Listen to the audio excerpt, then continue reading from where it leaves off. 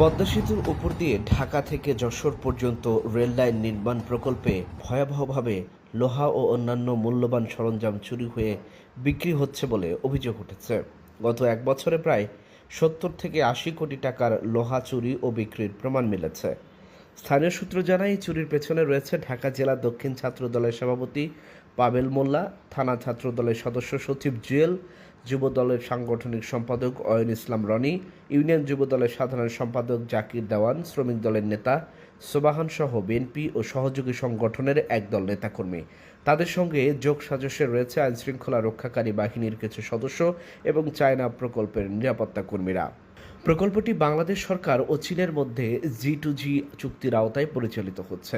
কাজ শেষ হওয়ার কথা ছিল 2024 সালে, কিন্তু গত বছরের 5 আগস্টের পর থেকে কাজ বন্ধ হয়ে যাওয়ায় প্রকল্প এলাকার বিশাল অংশে ফেলে রাখা লোহা এখন চোরদের টার্গেটে পরিণত হয়েছে।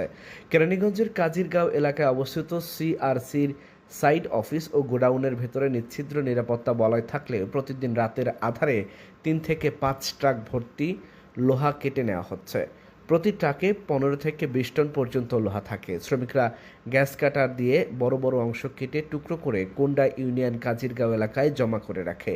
পরে দক্ষিণ কেরানীগঞ্জ থানার কিছু সদস্যের নীরব সমর্থনে ট্রাকগুলো যায় পোস্তাগুলা শ্মশানঘাট চৌধুরী মার্কেটের NS ট্রেডার্সে, যার মালিক নয়ন শেখ ও স্বপন শেখ।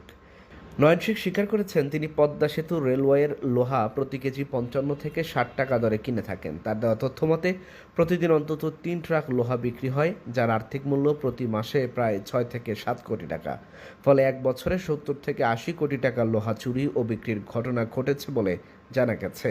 চুরির পুরো প্রক্রিয়া পরিচালনা করেছে কাজিরগাঁওয়ের লিটন ও সজীব। তাদের সহযোগী হিসেবে আছে ফরিদ দেওয়ান, ফয়সাল, রিয়াদ, রানা, আশিক, ব্রাহ্মণগাঁয়ের সজীব ও জুয়েল সহ অনেকেই। স্থানীয়দের অভিযোগ, এই চুরির টাকা ভাগ রাজনৈতিক নেতাদের পাশাপাশি পুলিশের কিছু সদস্য পান। দক্ষিণ কেরানীগঞ্জ থানার ওসি সৈয়দ আক্তার হোসেন বলেন, তিনি 3 মাস আগে থানায় যোগ দিয়েছেন। যোগদানের পর থেকেই বিষয়টি তার নজরে আসে। তার তথ্য অনুযায়ী কখনো কখনো দিনে 10 থেকে 12 ট্রাক পর্যন্ত লোহা বের হয়। তিনি সেনা সদস্যদের সঙ্গে আলোচনা করে কিছু এলাকায় সিসি ক্যামেরা বসিয়েছেন, তবে এখনও চুরি বন্ধ হয়নি। ঢাকা জেলা দক্ষিণ ডিবির ওসি সাইদুল ইসলাম জানান, 2024 সালের এপ্রিলে 2 ট্রাক চুরি হওয়া লোহাসহ 5 জনকে গ্রেফতার করা হয়েছিল।